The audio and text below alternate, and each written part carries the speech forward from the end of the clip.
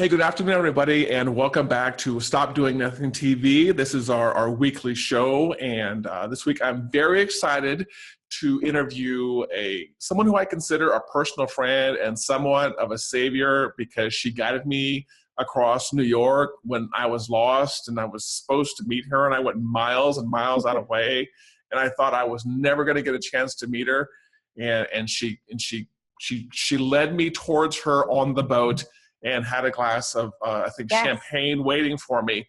And I was sweaty, and she took me in, she gave me a hug, and it was so great to meet her. So everybody, I would like to introduce you to my friend, Stephanie Lichtenstein, and she runs micro media marketing. And today we're going to be talking about kind of how she started her business. Did I get the pronunciation right, or did I screw it up? You did. Okay. And now I'm just remembering that great day that we met. And we were having mimosas, actually. It was a nice brunch on the boat with all the speakers at Affiliate Summit. Right. It was such a good time to meet. And I'm so glad we got to speak there. And I was very happy because, like I said, I don't think without you, because I was a part of New York I had never been to, and I accidentally went across the bridge, and I'm like, am I here? You're like, Patrick, you are nowhere near here. What are you doing? Yeah, I think they were in another borough. Yes, that's what it was. And I got out, and Uber wasn't an option. Even the Uber guy said, dude, you do not want to get an Uber right now. So, but yeah, that was at the Affiliate Summit East conference, and she runs a boutique social media agency. And so the first thing I think of when I see that name is, can you explain to me, what does that mean? What does micro media marketing mean when you say it's a boutique place? Right. So basically, 8 years ago, I actually was in the online marketing space, and I worked with an agency that did everything under the sun when it came to online marketing. Mm-hmm. So I was able to open up their social media department, and I ended up moving to New York. So, you know, the city of dreams, full of entrepreneurs and great energy. And my parents are actually entrepreneurs. So I always had that side that I thought, I got bit by that bug when I was in New York. And I decided I wanted to go on my own. I got a little bit of consulting clients, and my main focus and my main passion was social media. So I wanted, instead of, doing website design or SEO or PPC or affiliate marketing, I really wanted to focus on social media. And I hadn't seen other agencies at least at that time, focusing strictly on social. And so when I started micro media marketing, I decided to focus strictly on everything related to social media because, that's really what I gravitated towards and I loved. Right. So it's now, is there a particular kind of social media or every particular platform that you like, or you guys pretty much cover the gamut as long as it's social? So over time, it's definitely changed a lot. When we first started, Facebook and Twitter was around, and businesses weren't really, there weren't any business pages out there. Nowadays, the most recent platform we've launched is Snapchat, which we don't have for every client, but we are starting to run it for some starting last year. Mm-hmm. So we basically work with Facebook, Twitter, Instagram, Pinterest, Snapchat, YouTube, Google+, but really, I don't like to put every client on every platform. Right. I usually like to look at the client, see who they're targeting. Let's say you're targeting predominantly a woman's demographic and you're selling products, then I would say you definitely need to be on Pinterest, and we want to look at Instagram if you have a visual product. So I don't think you need to be everywhere. I think you should pick the top platforms based on who you're trying to target and where your audience is at. Good. I love that you've actually locked down and you focus on particular ones. I know I dabble a little bit in what you do, and I have my favorites that I recommend to people. Yeah. And there are some times where people are like, I really want to be on Instagram, and it's just not. Sometimes it's just not the appropriate platform. So I love that I can come to you sometime, or people can come to you and say, you'll say, no, that's wrong. Don't do that. This is the right place to be. So you've been in business, I think you said, is it 8 years coming up in April? Yeah, April's going to be 8 years, which is hard to believe. So I've been working with social media. I would be 10 years now, which makes me sound and feel a little bit old now. But yeah, this year will be our 8th year.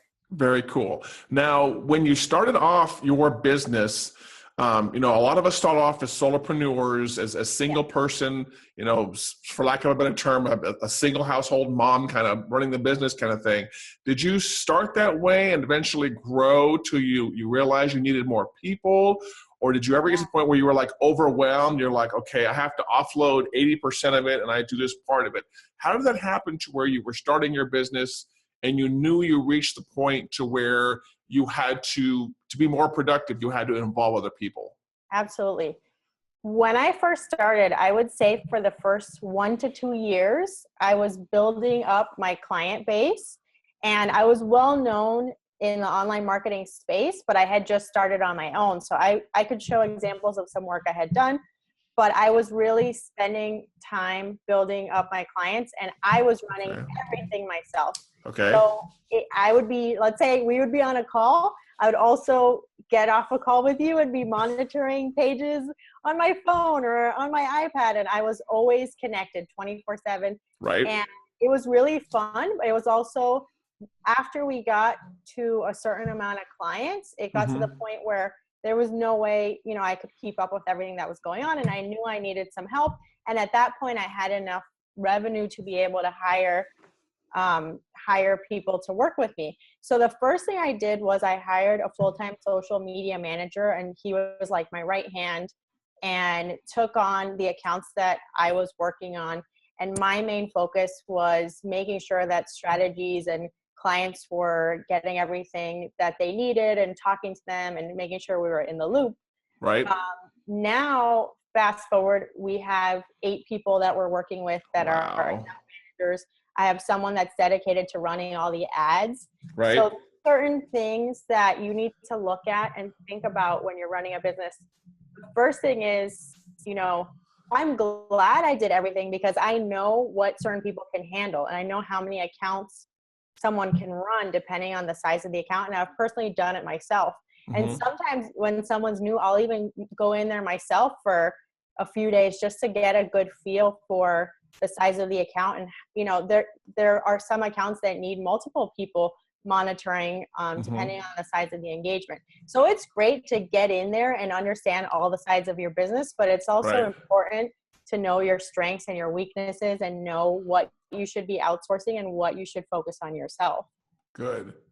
So right now, do you have like the perfect setup where you said, I think we were talking at a time, you pretty much do like the onboarding and the strategy, and then it's handed off to the rest of your team, right?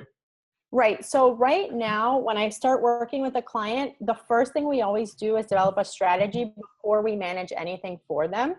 And that's really important so that they're happy and they sign off on everything that we're going to be doing for them. Right. So I'm heavily involved in the strategy process and in speaking with the clients about what we're going to be doing. So let's say Valentine's Day is coming up. We might have some different ideas for campaigns. So we'll talk to the clients and touch base with them on what we're going to be putting out there. And if there are certain products or services they want to highlight, we'll make sure to feature that. So I oversee the strategies, and then my team implements it onto the pages. So, let's say they're managing 5 social media platforms. They'll go in and make sure that the messages are being posted across there. And then they also monitor all the pages. So they take care of that side. On another side, I have someone running all the advertisements and reporting so that clients know at the end of the day what's going on with all of their campaigns. Good deal. So your clients get back some hard metrics so they know exactly where every single dollar went. It's so much better now than it was when we first started. Every platform didn't have analytics to it, and now you get a lot of great information that we didn't have before. So it's really great to be able to show them real numbers. That's awesome. I use I get every single one of my clients a dashboard, like from day one. There's a dashboard you can drag and drop all these widgets, and it's like real time, like hourly monitoring. You can see what we're doing. Like that. I wonder. Well, what letter does it begin with? C. Yes, we have the same one. Okay. Well, it doesn't. I mean, we could say what it is. I don't know if you want to or not. No, it's Scythe, right? Yeah. It's great. It's great for them not to have to always wait on the reporting and to be able to just look at the dashboard and see what's going on across the platforms.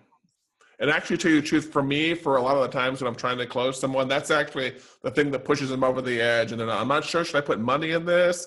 I don't know where it's going to go. I have no idea. Oh, I can just see where the money is going. Yeah. Okay. Good deal. Okay. Good. I'm glad I know I picked something that Stephanie picked. Yeah. Okay. It was a good pick there. So now, when you talk about, let's get a little bit more about like the time management of your week. Yeah. Because you have 8 people, is it 8 people total or 8 people plus Stephanie? 8 people and Stephanie. 8 people and Stephanie. Okay. Do you have a structure to your week, like Monday through Friday, when it comes to the team does this, this, and this, and you have team meetings, this and this there? Or is it kind of a haphazard thing? Can you kind of go into a little bit about how do you structure your week to make sure you know what's going on, your team knows what's going on, and there's no ambiguity in the schedule? It was getting to the point where I was in so many meetings and there wasn't enough of me. Mm-hmm. So now I structured it in a much better way that saves time and it's more efficient. Right. So one thing, I used to have meetings that were a lot longer. So now I have meetings that are capped at 30 minutes. Nice. And we use I think it's freeconferencecall.com actually. Right. We use a conference line. So a lot of the times I'm not figuring out who's calling who or what's going on. Everyone dials in. So even if it's 5 people or 10 people on a call, we just use a conference line to do that. And what we do is we have a calendar that we collaborate on for clients. So we usually, depending on the client, but we'll usually just use Google Docs where we have a calendar set up and we'll go in and plug in what's going on with the strategy, what kind of content's going out. Right. And the client can also go in and plug certain things in if they want anything added or make any edits to what we're going to be posting. So they know ahead of time what's going on. And then we touch base with them weekly or bi-weekly. And we talk about what we're going to, it depends on the client. Some clients we'll talk to once a week. Some we'll talk to every other week. And we do mention the schedule. We mention what's coming up, things that worked well, things that we want to tweak. And that's the great time. Like we'll have agendas for those calls and then the clients will be able to see everything that's going on. And usually when you have one call, you have a list of everything that's going on, and then certain things will become tasks that people need to work on. Right. And they'll always be updated, and they're always like in the loop as to what's going on. So it's really nice for them to be able to jump in and look at the calendar. It's really easy for the social media manager as well because they can see what's going on right in there. So anyone can look at the calendar at any given day and see what's going to be going out on the pages. Got it. So interesting. So I've talked to other people like you who have to run a large team. A lot of them use like full-blown project management tools like Trello or Teamwork. But do you guys do everything inside Google Calendar, or do you try those tools? I've used Teamwork. Right. So I have different clients have different things that they like to use. So Slack is something that some of my clients use that we collaborate on. Okay. Slack is really good for communication. So we'll have certain topics and people will go in there and they can upload files into that. Right. I hate Teamwork. I've used it. And I tend to be really, flexible for clients, and I'll collaborate how they would want to. But I personally have not liked working with it. There's so many emails and so many things coming in and so many people commenting that it just became a lot of noise. And I actually personally like working with Google Docs, but I would say if you want to manage your team in a nice dashboard that's really clean, Slack is really nice. You can even, upload it on your phone as well. Right. I've got it on my phone. Yep. But when I looked at organizing my team and everything, for me, I have a lot of stuff. Like I have my calendar in Google. I have, we put in the calendar for the clients in there, and we put in the reports in there. And I like that everyone can collaborate and put in their little notes, and they can even ask me questions on the reports, and I can go back in and check and respond. And I can see like who's in there and who's done what, and everyone can add in their little notes. So I personally have liked using that.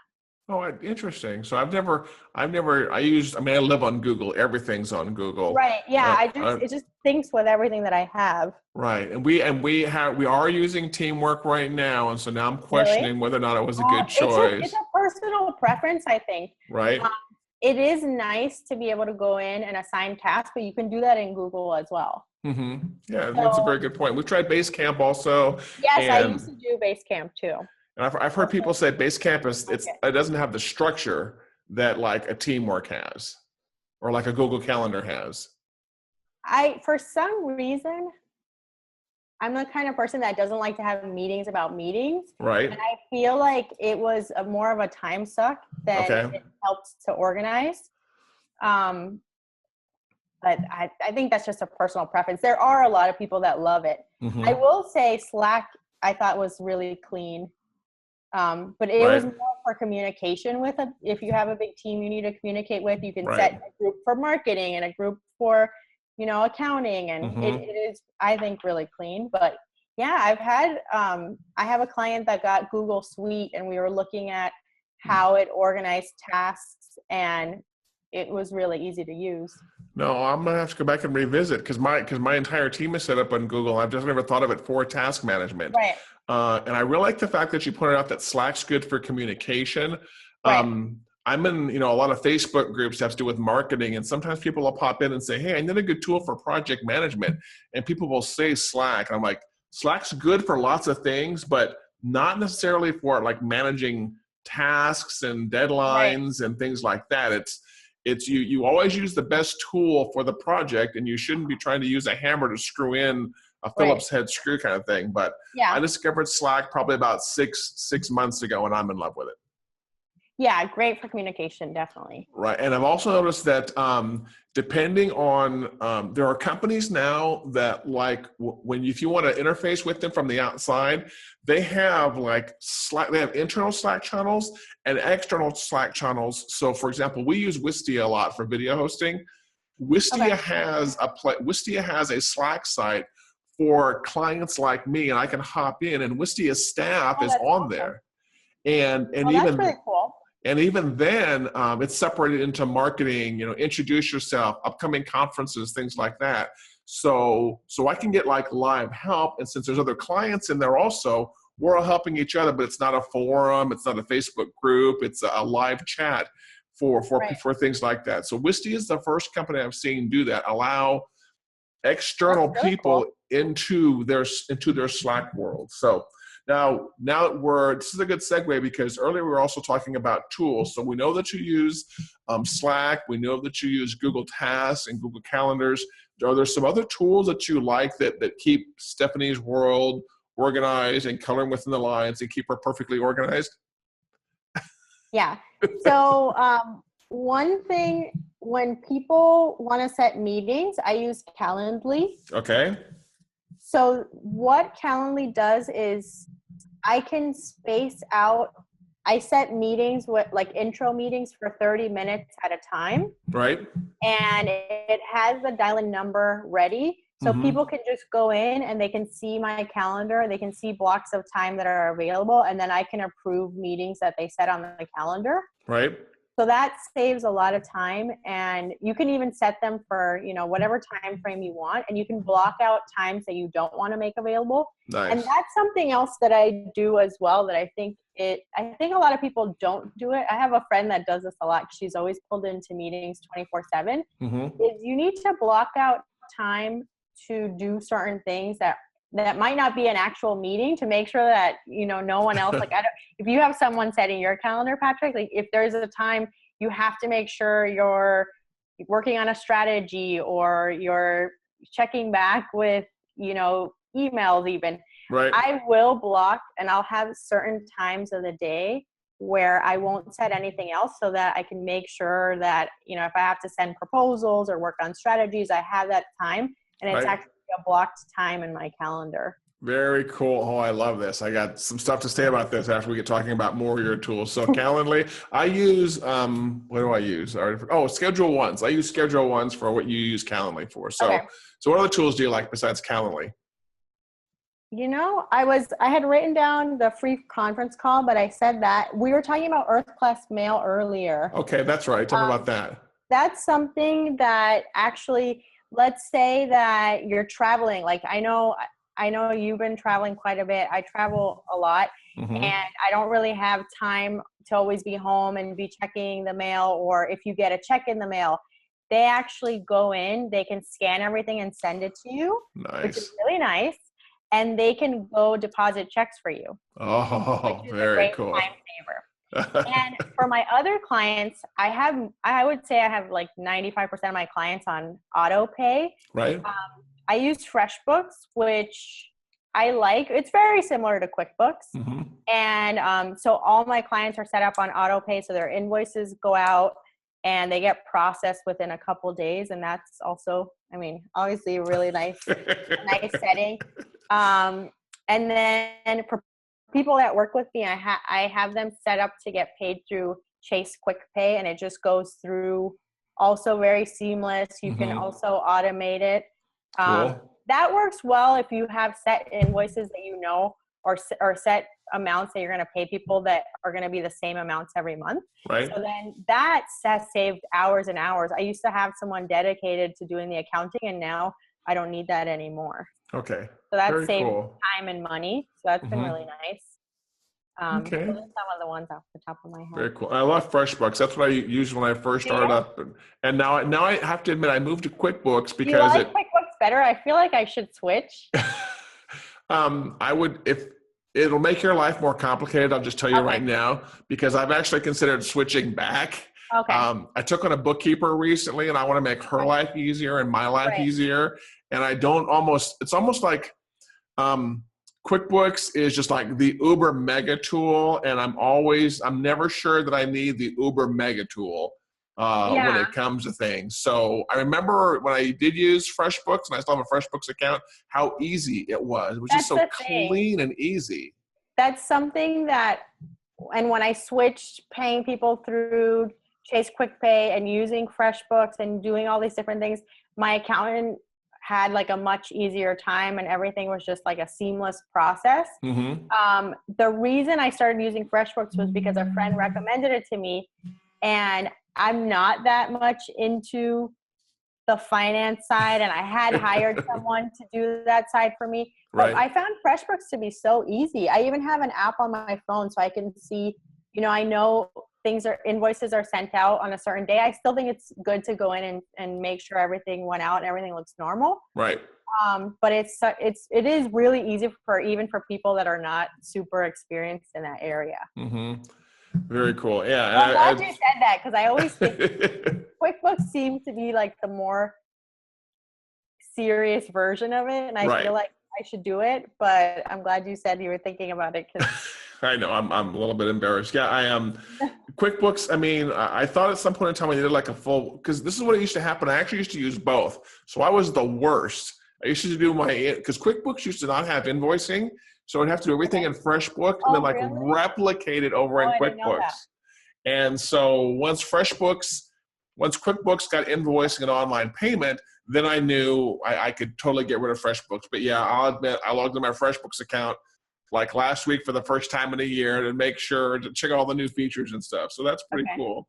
Now, we've talked about I'm really into time management. I know we're actually I don't want to consume too much of your time, but we also briefly talked about ahead of time, I'm all about outsourcing and 80-20 and the whole theory from Richard Koch. And we've talked about what you do on the business side. Are there things like on the personal side when it comes to time management, which you've totally dumped off because you don't like to do them and you'd rather pay to have someone do them than to do them yourself? I'd love to hear about that stuff. Okay. In my building, there's actually something called, I wrote Press Box. Okay. They have a locker where you can go in and put your dry cleaning in, and then a couple of days later it's right there. Right. I am the kind of person that will be in meetings all day long. Right. And I will forget to eat food, literally. It'll be like 3 o'clock and I haven't had lunch because I've just been on calls. Right. So and this is bad, but I use Postmates to deliver Post? Postmates. Right. It's an app that it's really nice because it tracks exactly where they are and how long it's going to take to get there. Right. And you can put the tip like right on your phone, and they'll deliver from any restaurant pretty much that you want, but they'll also pick up, like if you want them to pick something up from a grocery store, or you're missing certain things, it doesn't have to be food. Like if you need something, they can go and pick it up for you. Cool. So I use Postmates a lot if I realize there's no food. Now, Instacart, I haven't gone so far as to use Instacart, but I do know a lot of people in the city that use Instacart that delivers actual groceries to your door. Right, that would be cool. I still go to the grocery store. I haven't gone that far. But it's important when you're busy and you're running a business not to forget about taking care of yourself. And one thing that I've done when I say that I would schedule certain times out for myself, I do have a trainer that I schedule a couple times a week, and that's in my calendar. You know, it's at night, so it's like after hours, but I take it as seriously as I would going to an event.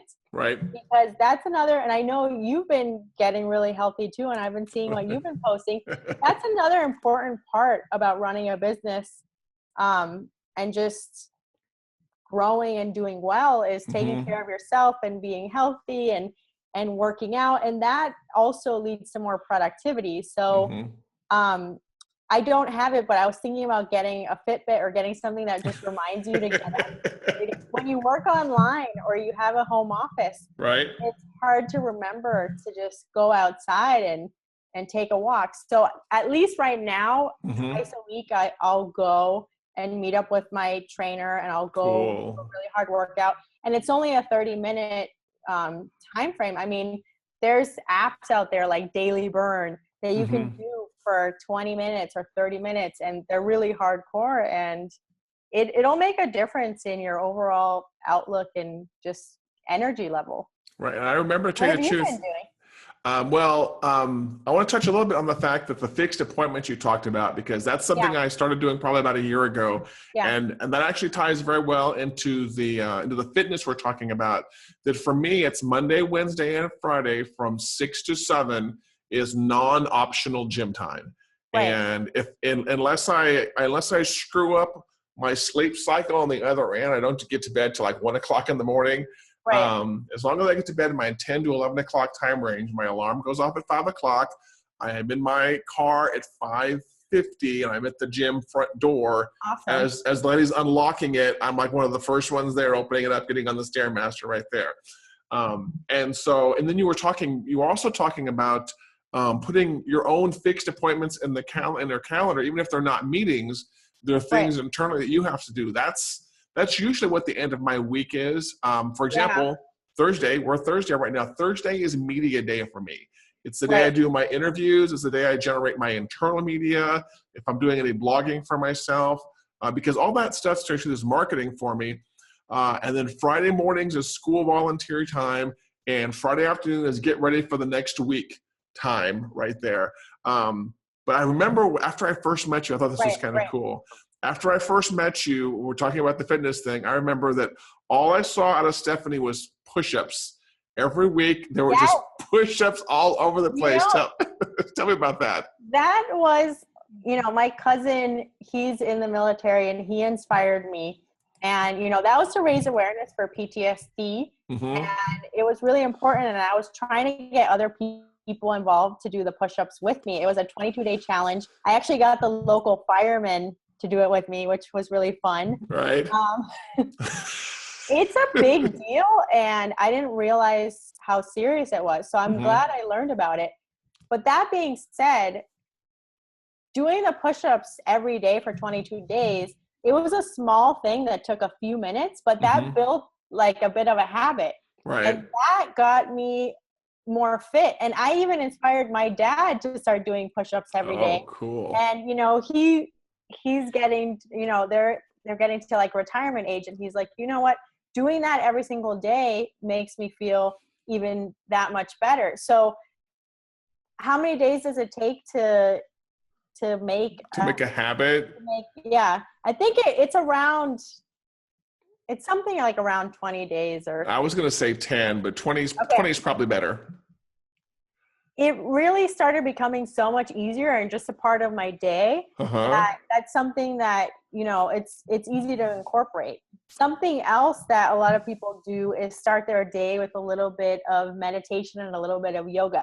I would say I'm more of a boxing push-ups kind of gal, but I did download an app that I wrote it down. I think it's called Relax and Rest. So I am very bad at relaxing. Right. During the holidays, I got a massage and the lady told me to relax. And all I was doing was laying on the table. Somehow she could sense that I don't know how to relax. She was like, just relax. And I was like, I don't know what you're talking about. I'm just laying here waiting for the massage. So come on, come on. Let's get this massage going. I'm ready to relax. Make me relax. Right. So there's little things like that are, I mean, seriously, if you look at apps or you look at videos on YouTube, you can find these really nice videos, whether it's for meditation and yoga or whether it's for P90X and something more hardcore. Right. These are all things that are really good. I think yoga is so good for your mind.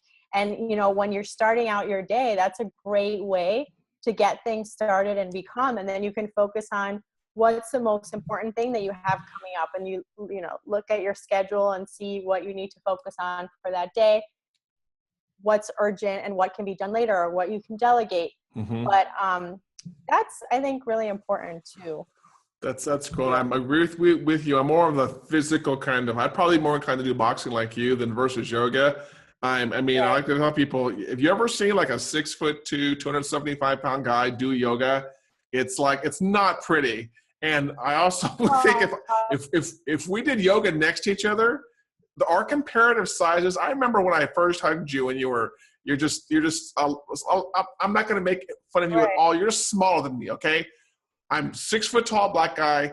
Here is Stephanie. Stephanie is like a smaller person, and if I fell on you during yoga, it would break something. Yeah. So, oh my gosh. So yeah, yoga is not CrossFit's my thing. Running's not my thing. Weights, I love weights too. But I'm taking some notes on some of these apps also because I'm jealous of the fact that you have a trainer. I've always wanted a trainer, and but it's not that everyone has to have a trainer. For me, if I go to a gym, I was just not getting much.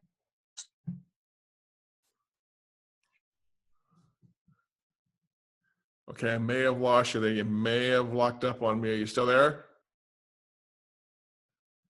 Okay, hopefully Stephanie will come back here. And are you back? Yeah. Okay. You locked up there for a second. Go ahead. Okay. I was saying some people can't just go to the gym and work out. You can maybe take a class at at the gym. You can go take a class. There's a lot of people that use ClassPass. Instead of joining a gym, you can just grab a couple classes and you can try different classes around the city. Right. Got it. So it's called ClassPass is what you guys use? And we're locked up again. Doggone it. Okay, we'll give it a couple seconds and see if she comes back.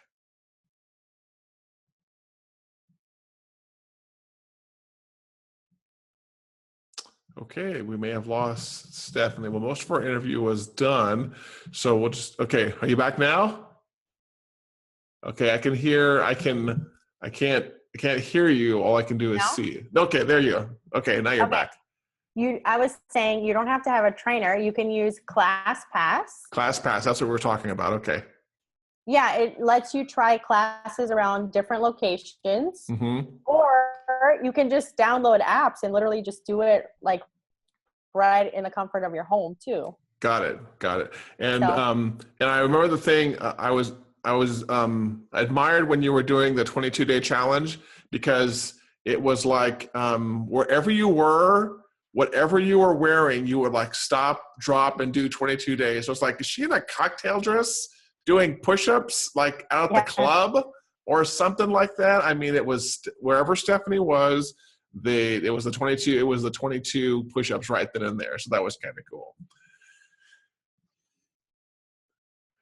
I got it done. Okay, there we go. You were locked up there again for a second. But this time the lockup was cool because it was like your face and a big giant smile right there on my screen. I was like, that's the perfect way to end it right there. Okay, so let's wrap up a little bit. I do want to give people a chance to figure out where to follow you on social media and learn more about your business. Can you pimp yourself out here a little bit? Sure. If you want to follow me personally, you can follow me at Micro Steph. And then to follow my business, you just follow Micro Media Marketing, and maybe we'll throw in some links down there. Mm-hmm. To learn more about what we do, I would go to micromediamarketing.com. If you click on contact us, I'll actually be able to see what you send. So you can tweet me or email me any questions. I love talking about social media. So I can even check out your social media pages. Nice. Personally, now that I have so many social media managers, I'm doing more consulting for companies that have their own teams. Right. So if you have a team that you think needs a strategy or needs guidance, or you want to grow your social, that's something else that I'm offering right now, or consulting times with me. So. Very cool. Okay, now here's a completely so here's a completely random question that I'd like to know, that our listeners might like to know, because after we got off the boat in New York, and you were like, I don't want to go home. This is my city. We're going to go all over the place. So if I was to go back to the city and text you and I say, Stephanie, what's one of the really great places that we stopped and ate in New York that you would highly recommend? Where do you like to go back in that old neighborhood that we kind of stopped in? Where do you like to go every time you're in New York? Okay. If you want a really laid back, delicious, like I would go, even on my way to the airport, I would stop back there and go again. Luke's Lobster is my favorite. You can do the Taste of Maine, and you can try the lobster roll, the shrimp roll, or the crab roll. But personally, I love the shrimp roll, and it's like $7. So great for lunch. It's a small little place, but it really around the East Village area. It's more near Union Square. Right. That's an amazing place. They change up their menu seasonally, and I just love it. Where was the place we went? We went up, and it was second story, and that's where your husband joined us, and we sat there and had like an adult beverage, and it started raining. Where was that? Oh man, we went to a lot of places that day. We did. I'm trying to. I took you mainly around the East Village and around Union Square. That was my old stomping ground. And there's so many good little restaurants and bars around there. I mean, they're literally like around every corner. Right. The bar that you're talking about, I do not recall the name of that bar. Yeah, we set up like on the corner, and then your husband joined us. And then you called a friend. And this is one of the things I remember about running around with Stephanie is, like, as we started going around the evening, we like picked up people, and like Stephanie's posse started growing wherever we went. And so that was pretty cool. I had a blast. And I think hanging out with you was one of my best introductions to New York once my heart rate started calming down from dashing across New York. Thank you very much for your time. I'll try to get this out here in a couple of weeks. And it's a pleasure talking to you. It's a pleasure meeting you in person. And I wish you the best of success. And I can't wait to hang out with you and your husband again. Even when your husband showed up, I mean, the party just got bigger with the two of you there. It was pretty cool.